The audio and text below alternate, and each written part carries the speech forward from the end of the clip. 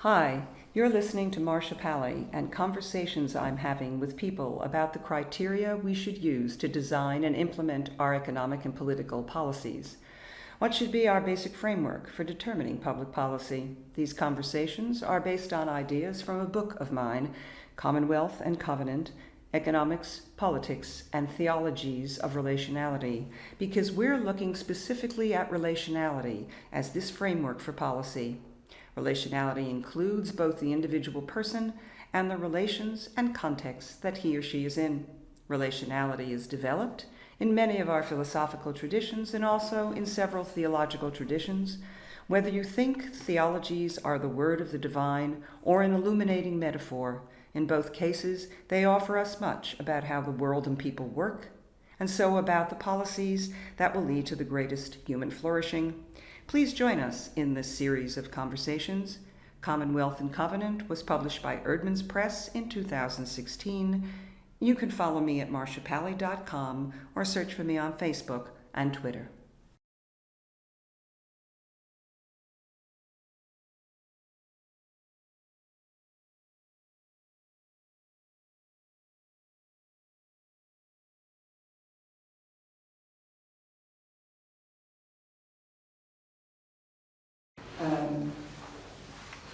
In light of the time, I also want to make sure that we hit on some of the highlights that are specifically, we haven't touched upon specifically in Chapter 8 of the Christian Covenant.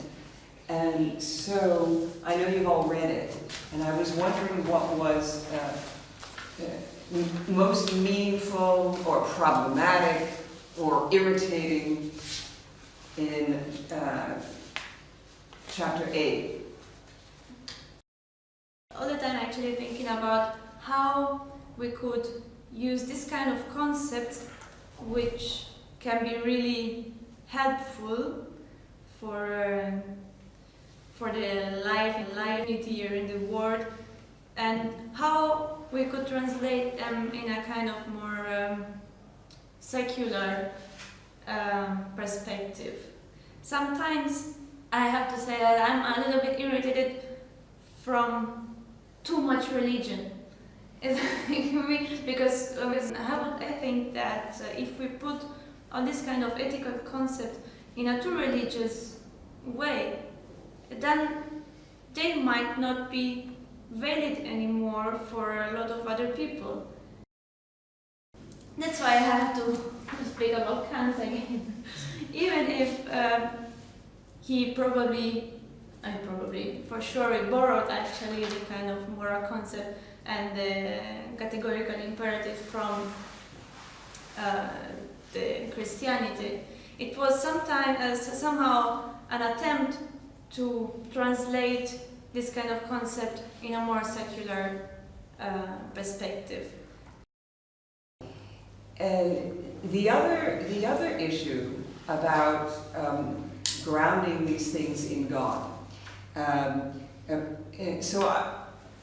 If one doesn't want a concept of relationality, of our being distinct amid our layers of relation, and one wants to speak about that in a secular way, one can read Part 1, Chapter 3, as we did. Oh, okay. Right? Let's not forget what we did just a few weeks ago. We did. And the premise of all of our conversations is that this is a very rich concept and has implications for our lives. And so we are enriched by talking about it in many different ways. So we can talk about it as I said, without God talk, in a secular mode. And there's an entire chapter of the book that does so. I have to read it. You have to read it again. Okay. But also the premise of these conversations is that the symbols, narratives, metaphors, and so on from at least the Jewish and Christian traditions, those are the ones that are discussed in the book, also enrich our understanding of being yourself amid relation. Even if you don't believe in God, the concepts are very rich and can help one's understanding. Now we can also, in another series of conversations, bring in several other religions and broaden our landscape of what we can be helped by. I just wanted to try to find also the possibility to ground this kind of concept in a strong way on non-religious concept, which I will read the third chapter and then we will see. Okay. Okay. I thought you were interested in transforming it into a secular world too. As well. And I'd like to add the historical view. That's the end of the chapter says, you know, that's how political developments were brought forward or fostered by these ideas. And the Bill of Rights +++ are very strongly influenced by this Christian, Jewish or Jewish-Christian theological idea, as many other things are. That's correct, but here we are talking about ontology as well. And when we talk about ontology, we are grounding all these ontology on religious concepts. Now, I'm not saying that this concept don't work in a secular way. I think they work, and I want them to work. But the thing is, in order them to be a little bit not abstract anymore, like we should actually find this kind of ontological, if I'm using the right word now, grounding also. I mean, in the secular field, not only the It won't make it less abstract. Whether you talk about these things using theological imagery, metaphor, symbols, or you talk about them using philosophical language, these are big ideas. If you want it to be less abstract, then we have to go back to Heike's question: how do we implement them in churches, synagogues, mosques, community centers, schools, families, and so on? Then you're into the practical application. So we have two different issues here that you've raised. One, philosophical discourse, theological discourse, and big concept, practical implication. Yeah, so we have two different binaries here. And so have a look again. You already read part 1, chapter 3, because we did it a couple of weeks ago, so be reminded of it. And we're going to get more to the practical applications in a few weeks when we actually start talking about ethics. And we might even then want to have a look at something I wasn't sure you would be interested in, which is the very last section of the very last chapter is full of absolutely pragmatic economic and political suggestions. So the gift of agape being the gift of the covenant, so agape meaning the gift of love, like you say from Luther's beautiful Commercium Mirabile, that covenant is a marvelous exchange of love between God and humanity, which is this gift of agape, I suppose. And then this, which I didn't quite understand, where she says, Keller reject the distinction between eros, self-interested love, and agape, love for the sake of others, echoing Anselm's rejection of the binary between care for oneself, which makes a lot of sense again, then, and care for another. But relational theology does not accept the polarization of self-love and love of the other. The divine eros invites a coordination of self and its influence others. I get it now. It means that, yeah, it means that we can't, it's not a binary thing. Agape is friendship or care or regard, right, for the other, with the emphasis on the other, not the emphasis on me and what am I going to get out of it. Eros, classically, is defined by desire for what you are going to get out of it. And that's the classic binary. Yeah. And she suggests that it's not necessarily a binary because the Ballet of the Lights, because the divine eros, as she says, invites a coordination of self and the influent others, the others that you influence. That's not a zero-sum game. The biblical commandment is to love one's neighbor as one's self, not to love one's neighbor and not yourself. Right? Or more than yourself. Or that's right, or more than yourself, or not yourself, or neglect yourself. That she said that's not the idea, but she rejects that binary, and there are many others, including the famous medieval Catholic philosopher Anselm, who rejected the idea that caring for others is somehow in an oppositional stance from caring from yourself. Luke Bretherton is another contemporary theologian and philosopher who also rejects the binary and says, if you think only of yourself, then you are not caring for others at all. Mm-hmm. But that you can care for yourself and care for others in a way that is not a binary opposite. And then I think we're going to come back to Heike's question, and how do we implement that? When we first feel this love for ourselves, then we can think about the same concept, at least, if not more, to love the others or anything or anybody else. That would be. And here is actually written that also Nicholas of Cusa shares this view, or Catherine Keller shares Nicholas of Cusa's view of love being erotic desire, friendship, and charity at once. Yeah, and this is, she draws very heavily on Nicholas of Cusa's idea that charity, agape, and eros are in some sense a trinity of love where the parts are not separable. And this is where people like Luke Bretherton, who contemporary theologian again, develops the idea of hospitality.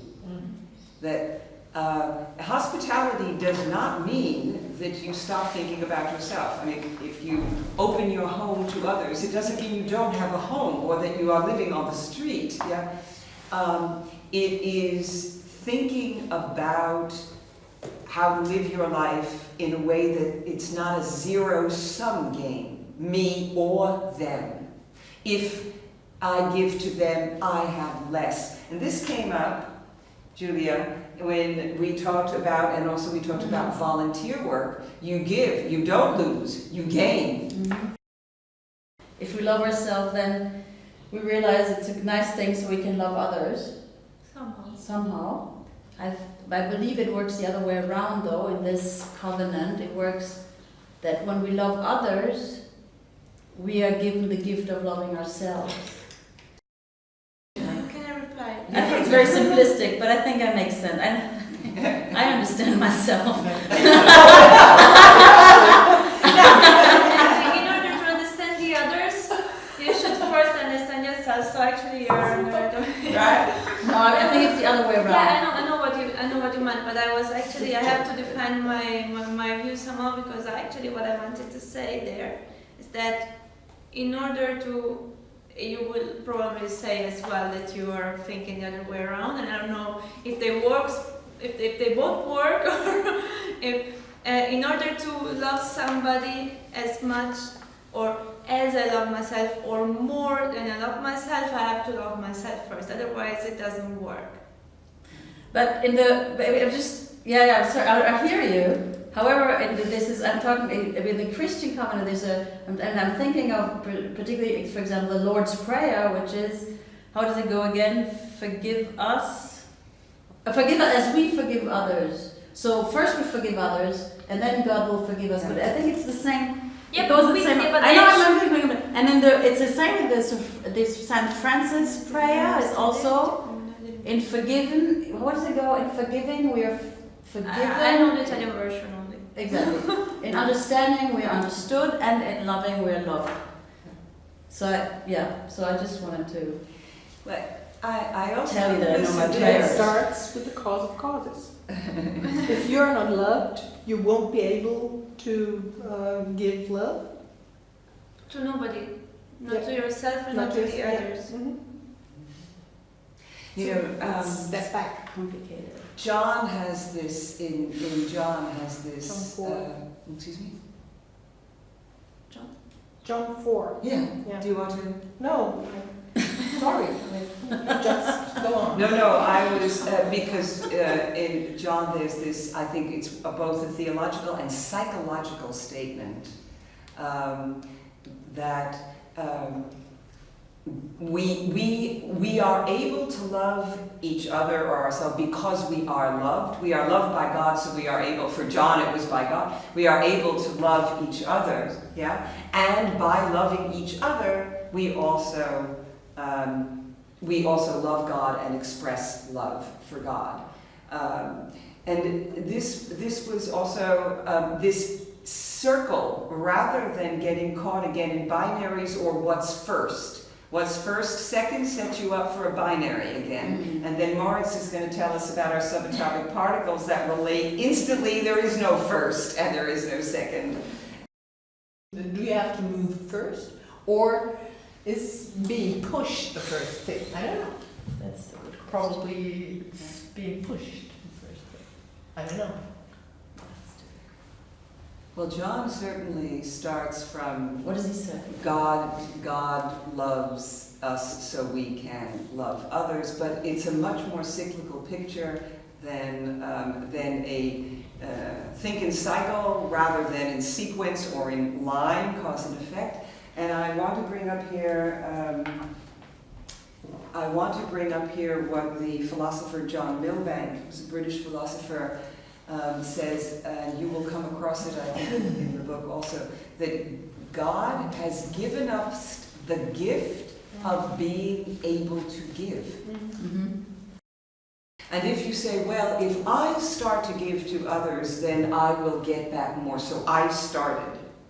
Perhaps, but where did you get the whatever that is in you to start? Yeah?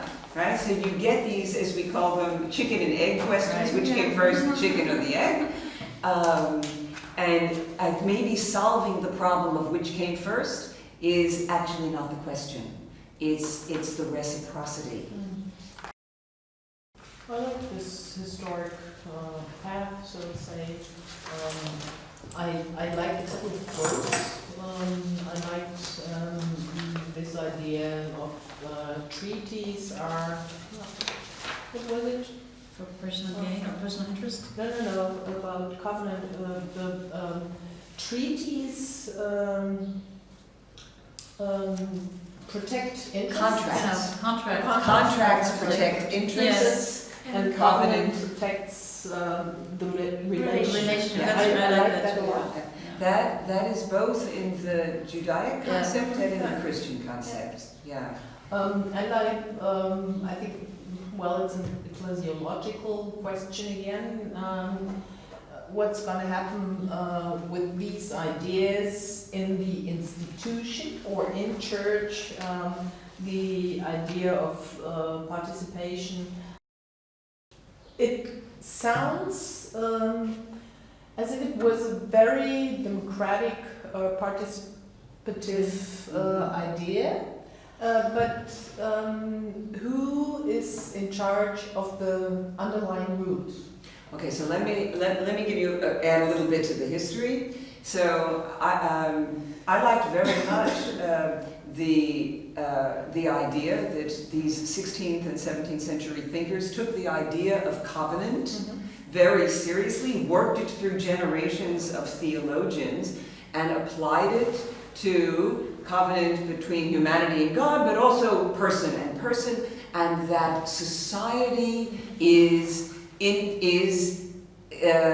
interactions of covenants. We have small covenants in the family, in the community, and then they make bigger covenants of towns, which make covenants with lots of towns, and they make the nation. This covenantal idea, meaning that we are all reciprocally engaged with each other, and that I am obligated to care, and to care for the other town in the covenant as well, but they are also obligated, and we solve problems by the reciprocity of care, right? Nice idea, yeah?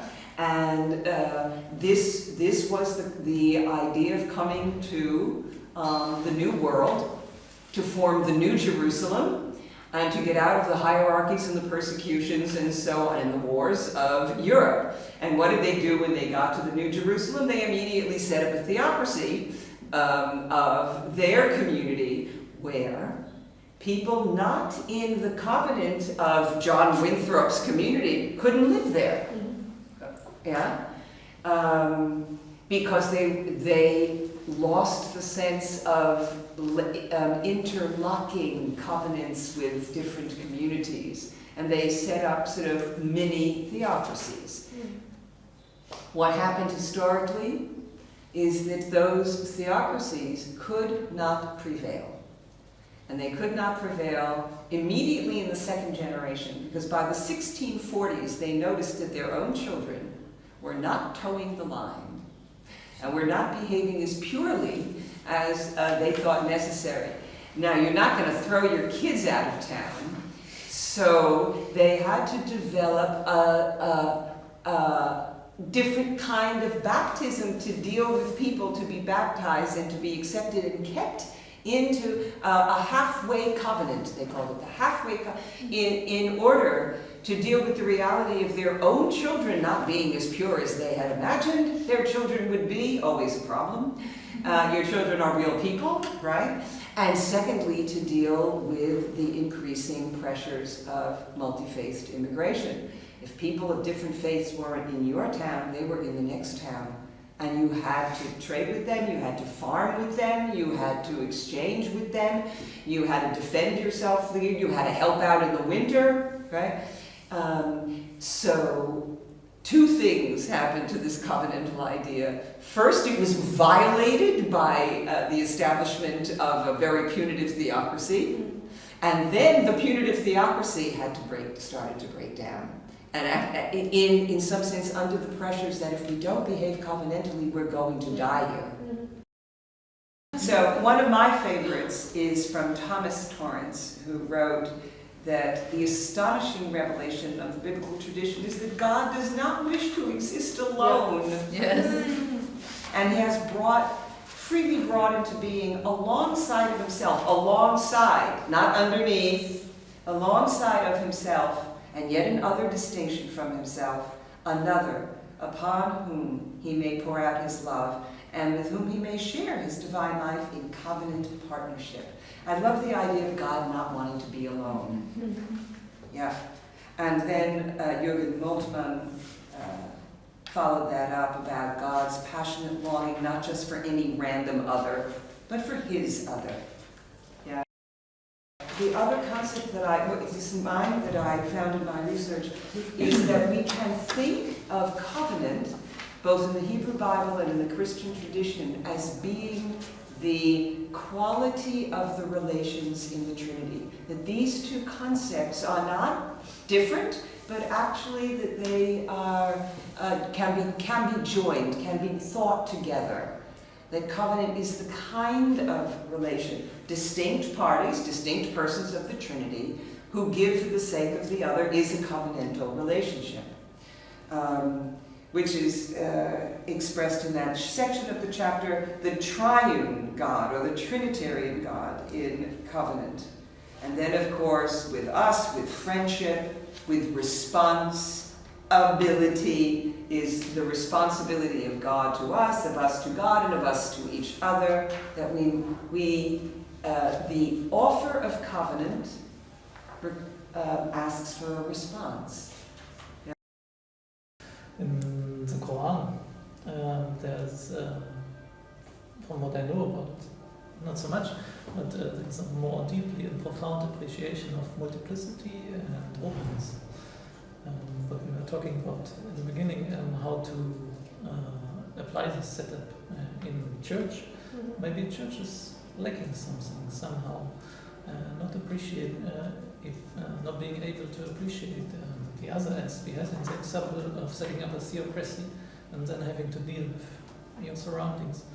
So maybe again, as in history often happened, Church should have a look at the Muslim tradition and reappreciate openness and the other. I don't know anything about the Islamic idea of multiplicity. I don't know very much about it, but I think the Reformed idea of democracy and participation is pretty good. It doesn't work in its own institutions. From time to time it does, but the idea and the derivation of the idea is great. I agree. So maybe democracy, I'm not so much concerned about it. It's just for being open. And maybe to give you an example, there's like several passages where God obviously contradicts God, and where God, as we had it, changes God's mind. But I would recommend a book by Thomas Bauer, B-A-U-E-R, Thomas Bauer, called The Culture of Ambiguity. The Culture of Ambiguity in Islam. It's The Culture of Ambiguity, Thomas Bauer. So this way, I think, leads to us to appreciate and love the other perspective, because we can't have all the perspectives, and we can't, even by loving ourselves to the perfection, there's still something missing. So we are bound, and the other perspective is necessary. Otherwise, we won't be perfect, and we won't come to a whole. It's always possible to be more enriched. And this, I also thought, we've talked a bit several times about whether we believe our own metaphors. And I thought, it occurred to me in this multiplicity, when you were talking, that in some sense, we, on one hand, cannot believe our metaphors 100% because our metaphors are our attempts to understand something that is out of time, is not material, and is the ground for our existence, so it's outside of our experience of existence. Okay, but we use them to get at it. So, on one hand, we don't believe them literally. We understand they're a hermeneutic. But on the other hand, we have to embrace many of them cumulatively to try to get at it. Right? So this is accumulation of things that we don't believe 100%. The Trinity demonstrates that difference among persons does not equate with strife, nor are sameness and conformity the requirements of peace. It was about Baker. Continues, the Trinity is a non-violent community characterized by excessive love through temporal distance. Christian theology, therefore, posed the possibility of non-identical peace, and it's like about how different people or entities or individuals can live in peace by not being the same. It's like usually also about politics. That Absolutely. Conformity can be, they want us to think the same, to dress the same, to behave the same, but actually this tries somehow to demonstrate exactly the opposite, that peace can be the result of many different people thinking different, dressing different, behaving different, all together, and that's why. And we can go back to what you said before. Secular ideas can be combined or can be part of it too. Yeah. I think this is one of the nicest ideas, that peace does not require sameness. And I think this is also, it's a message from covenant. Remember, the covenantal parties are different, and you can be in a covenantal relationship. And of Trinity, the persons of the Trinity are different, but you can be in a cycle of covenantal or reciprocal regard. And politically, you're absolutely right. Baker is talking about politics as well as philosophy. This is very important, and when we think of refugees, immigration, different communities in your own country, different ethnicities, religions, races, and so on, getting along should not require homogeneity. Now that's very difficult, but I think it's important, and here's something from Kant, it's important what regulatory principles you have. It's important the principles you have or the goals that you have that you don't reach. It's important to have them. They guide, I think of it like a magnet, because they kind of guide behavior in that direction even if you never get there.